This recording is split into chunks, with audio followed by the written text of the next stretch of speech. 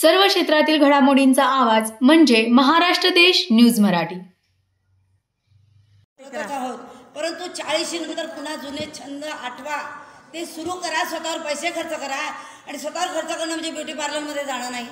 मी जे पूर्वी करत होते कॉलेजला असताना, माझं स्वतःचं बलस्थान काय आहे, माझी पॉझिटिव्ह गोष्ट कोणती आहे, ती मी कशी डेव्हलप करीन। चांगल्या मैत्रिणी जमा, पिकनिकला जा, मजा करा। नवऱ्याकडून अपेक्षा ठेवूच नका। एखादीला जर क्रेडिट मिळालं तर ती भाग्यवान आहे, तिचा मी जिल्हा परिषदच्या वतीने सत्कार करायला तयार आहे। पण अशा फार कमी, कारण पिकतं तिथे विकत नाही। स्वतःसाठी जगायला शिका एका वयानंतर। हे मी कुठल्याही क्वालिफिकेशनने नाही बोलत आहे। स्वतःसाठी जगा। मी माझ्या घरासाठी मी घर घेऊन ठेवलं, मी गाडी घेऊन ठेवली आहे, मुलांची सोय केली आहे, मुलांना शिकवलं, मुलीचं लग्न केलं आहे, त्या मजेत आहेत, सर्व मजेत आहेत। पुढच्या पिढीकडून आपण शिकायचं आहे। आता मी माझ्या मुलीकडून शिकते आहे। शनिवार रविवार मी घरच्या फरशा पुसत बसते, माझी मुलगी पिकनिक काढून जाऊन येते कुठेतरी, आणि मी विचार करते की माझी फरशी कशी चमकेल।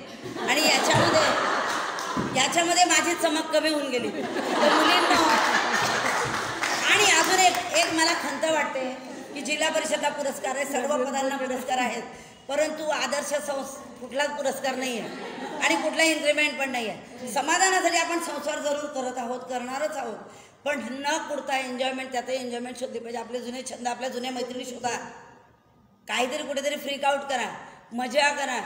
आणि माझं तर म्हणणं हे आपलं काम चालू राहणारच आहे। जिथे जाऊ तिथे हेवे दावे करण्यापेक्षा उसकी साडी मेरी साडी से सफेद क्यों, काही गरज नाही आहे। आपण छानपैकी, जिथे मी अनुभव एक घेतला असा की जितक्या बाया वाढतात तितकी कॉम्प्लिकेशन्स वाढतात। म्हणजे जिथे स्टाफमध्ये बायका वाढल्या, म्हणजे मी जेव्हा 5 पुरुषांमध्ये काम केलं, मी त्यांची मुलगी त्यांची बहीण बनली।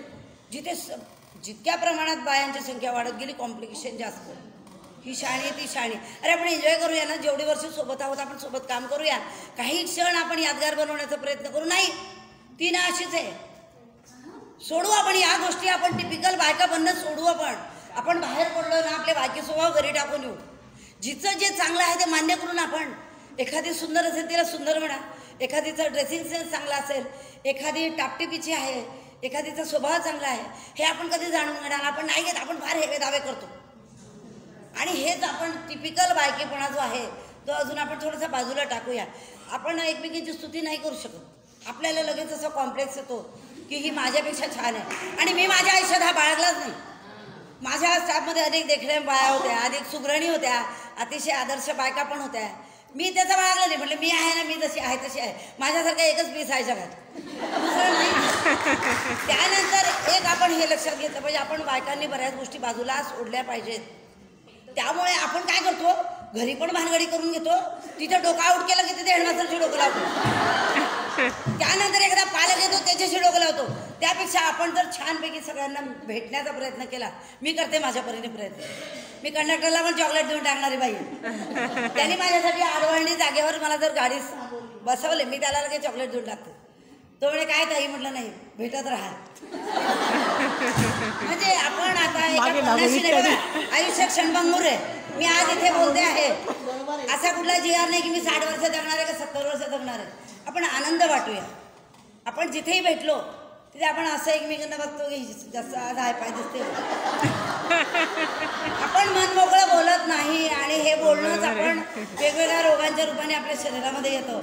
आपण छानपैकी एन्जॉय करायला शिकूया। खरोखर मी माझा वेळ दररोज 1 तास स्वतःसाठी काढून ठेवलेला आहे, तो मी कुठल्याही परिस्थितीत कोणाला देत नाही।